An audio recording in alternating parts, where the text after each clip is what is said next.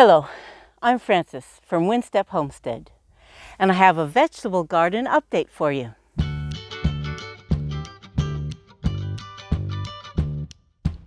This is the latest grow bed that we've built, and I'm getting ready to plant my zucchini and yellow crookneck. Now, I learned my lesson last year. I planted way too many. I still have some in the freezer. So I'm going to be planting half that I planted last year. Now that it's after Mother's Day, I feel safe planting all of my seeds direct into the ground. I am going to go ahead and put 2 in each hole, just in case one doesn't come in good. Since I'm direct seeding,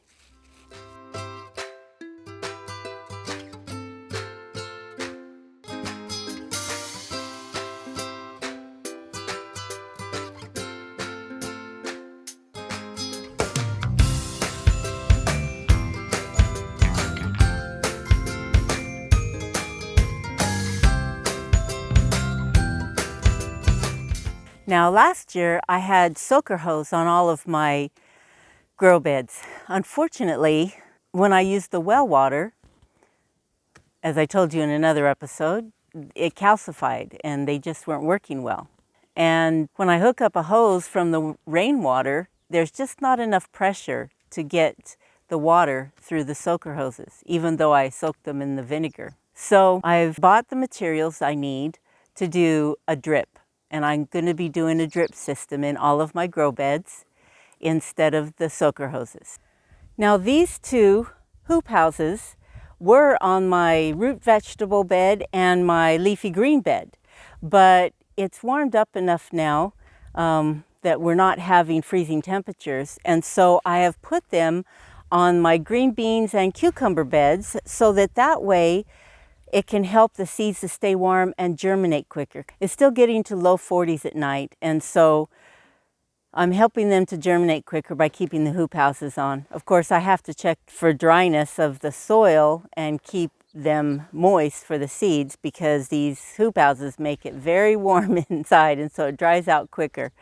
But I'll be able to get the seeds germinated a lot sooner. Once the seeds are germinated, then I'll be taking the hoop houses off for the season and won't be using them anymore. But I've chosen to put green beans and cucumbers in both of these beds because I'm going to be putting this cattle panel arch in between these 2 grow beds. And so I've planted cucumbers on this side of this grow bed and on this side of this grow bed so that they can grow up both sides of the cattle panel. As you can see, I have 1 row over here, that's the cucumbers, and then these 2 rows are the green beans. And I'll have no trouble being able to pick green beans because I can reach over. This is only a 3-foot wide bed. That's why I have just 3 rows. They're a foot apart. In this grow bed, I have the cucumbers on this side, and then these 2 rows are the green beans. Once the seedlings have sprouted, I'll be taking these hoop houses off and I'll have easy access, and I'll be able to put up the cattle panel. Right now I can't because the hoop houses are in the way. Now my cabbage and Brussels sprouts are looking very nice. I started the seeds back in February and they were in the grow room for 2 months. And then the 1st of April, I put them out here in the grow beds. And since they're frost hardy, they didn't have any damage, even though it would get really cold at night, and they've thrived very nicely here. Now the kale is looking great. The leaves are almost big enough for some baby greens salads, and the arugula is still looking lovely. I even put some on some pizza this week with some feta cheese. It was delicious. Sadly, my spinach has been attacked. I already didn't have very much because I had very few seeds. These, as you can see, have been eaten down to practically nothing. And so I went ahead and bought some more spinach seeds. And I have replanted in these 3 main sections here so that way I can have a lot more spinach because I really do love spinach. And hopefully, since our temperatures are a lot cooler, I'm hoping that it will still do well here. As you can see, the lettuce got eaten down as well. It seemed to only happen at that end of the grow bed. But I put diatomaceous earth, that's what this white powder is. I put diatomaceous earth all over the spinach and the lettuce leaves so that way hopefully I can prevent any more pests taking my lettuce and spinach from me. Now these 2 rows were my romaine lettuce, and they didn't do well at all. I transplanted the few that did come up over to these beds here where the red leaf had a little bit of gap. And I went and bought some more lettuce seeds and replanted these 2 rows. So hopefully they'll be coming in nicely. I'll keep you updated. The radishes are looking wonderful. These 2 rows are the French breakfast radish, and I've harvested a couple different days, and they really do look nice. They really are pretty looking. I've been enjoying them in my salads. The cherry bells are a little slower. They're about the size of a cherry, but they are coming in gradually. I think I'll be able to take care of the French breakfast and then move to the cherry bells. The cilantro I've been using fresh for the past month, and I've probably had 3, maybe 4 cuttings of it already. And I'm hoping it'll last until the other seeds that I planted in the herb garden come in. I've already got little seedlings. They're just not ready for cutting. But these volunteer are serving me very nicely. These 2 rows were the baby carrots. And except for a little bit, I think it maybe is a little bit lower here, and that's why these seeds didn't come in so good. But on the outsides, they're nice and full, and they seem to be coming in quite well otherwise, except for these 2 lower spots here. Maybe they got a little bit too much water. These 2 rows here were the long carrots, and they hardly came in at all. So I went and got me some more carrot seeds. And I've replanted these 2 rows mostly. Something's also been eating up my carrot leaves. There's a few here that have been munched on, it looks like. I'll need to get some more diatomaceous earth on it. Now my beets are coming in nicely as well. Both rows of them are coming in real nice. And they're looking really good.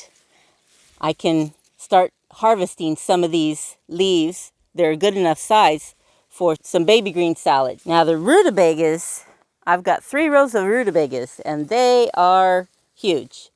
They are very full. And I'll probably start thinning them out and using some of these leaves for some greens and some eggs with sausage so that they're not quite so close together and tight. That way the bulbs will be able to grow to a nice size. Now the garlic is coming in real well. It's gotten real tall. The garlic that I tried to plant last year did not do so well. I just put it in the sand up in the terrace and they didn't do great. But these here, I planted them much earlier this year as well. I planted them in the winter. They're also in compost in the grow beds. And they are looking lovely. And I plan to harvest them the 1st of June. They're getting a nice bulb, and in a month more, they'll be ready to pull up. Now here are the purple potato plants. I put them in the ground on April 1st, but I had the box of seed potatoes in the house for probably 2 to 4 weeks. I can't remember for sure when I bought it, but the problem is they each had a very long stem growing out from one of their eyes, and so when I planted them, I left the stem with a little bit of just a bud of leaves sticking out, and that got froze off. And so I thought they were totally dead.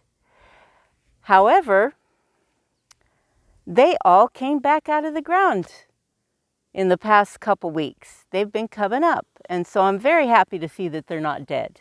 Last week we did have some frost, and you can see that there's some damage on this one potato here where it got some frost and dried up some of the leaves. But fortunately, there's other leaves that didn't get frozen. So this plant should recover without too much setback. This one got just a couple leaves frozen as well. It was the last one. It's the smallest, and it was the last one to come in. Now, I've been harvesting my multiplying green onions for about a month now, and they are wonderful. I just love the fresh green out of the garden green onions. And as you can see, they have these little tops where they're starting to multiply. And I just pop those off and put them in the ground where I've pulled up so that I can keep all of the 36 spaces going with the green onions all through the season. Now, the rhubarb that I thought had died last year in the heat and lack of water has all come up just beautifully. Unfortunately, there's a lot of holes in the leaves from pests, and I've sprinkled some diatomaceous earth, which is the white powder that's all over them, to help protect them so that they can continue to grow unhindered. Last year we never had any blossoms, and this one has already bloomed. It looks beautiful. And I'm supposed to be able to lightly harvest this second year. So I'm looking forward to having maybe some strawberries and rhubarb for some cobbler or pie.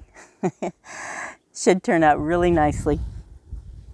And just as a side note, these lilacs that were here when we moved here are blooming beautifully.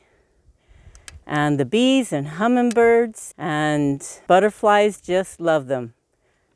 There's a few little white bushes as well as the lilac colored ones, as well as the lavender colored ones. And it smells so nicely every time I walk past up the terrace. It's like honey. It's so nice. Okay, now I'm going to be planting my melons. We've decided to put the melons up here where I had my brassicas last year. And it's between my cherry bushes and my blueberry bushes. Now we intend at some later date to get 2 more rows of blueberries up in here. But right now we don't have that. We have an empty space, and there's plenty of room for the vines to be able to spread. Each hole has been dug out and the sand has been removed, and I've put in the compost and aged manure mixture that I make and filled the hole for the seeds. So hopefully they have a better chance of growing. So I've dug a dozen holes for each type of melon that I have. I have watermelon, honeydew, and cantaloupe. I'm going to put 2 seeds in each hole that I've dug, and I'm going to start with the honeydew.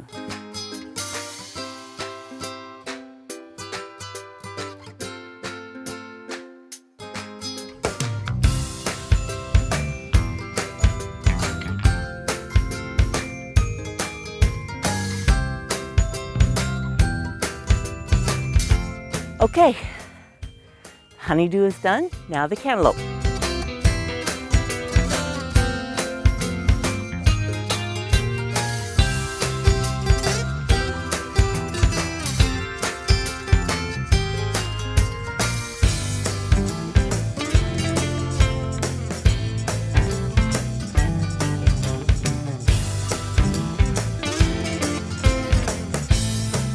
Okay, the cantaloupe is done.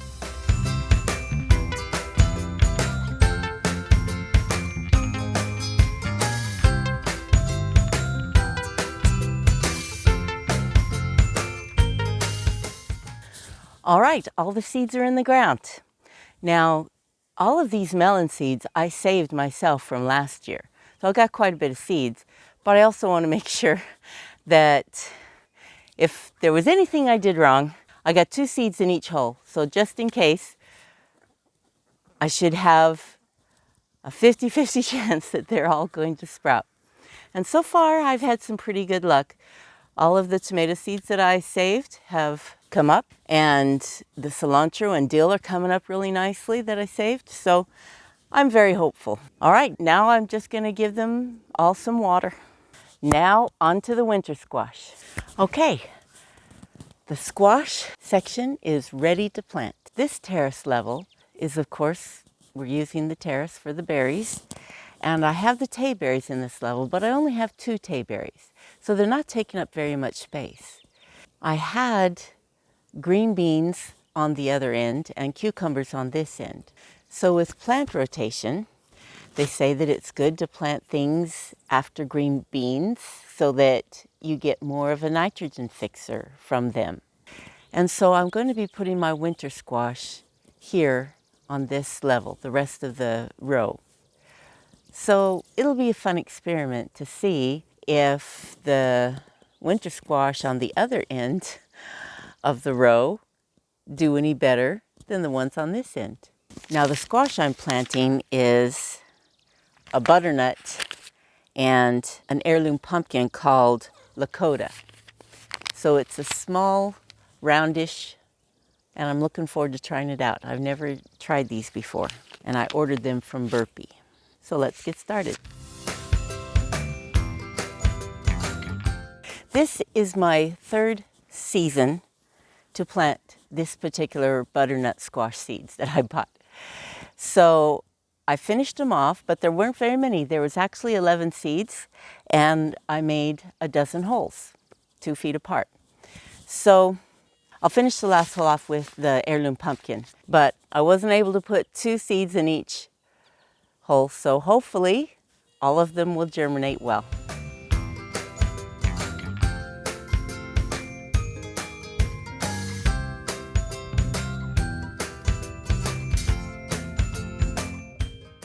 Okay, the squash seeds are in the ground. I'm really looking forward to trying out these winter squash. The butternut squash did wonderful last year. I had a very good crop, but this is the 3rd year of the seeds, so we'll see how they do in their 3rd season. So that's an update for my vegetables. I believe I'm done planting seeds for this season, and now it's just a matter of keeping them watered and watching them grow. I'll keep you updated next month on how they're doing and what else I'm able to harvest. Thank you so much for joining me on this journey. I'm so grateful for you. Until we meet again.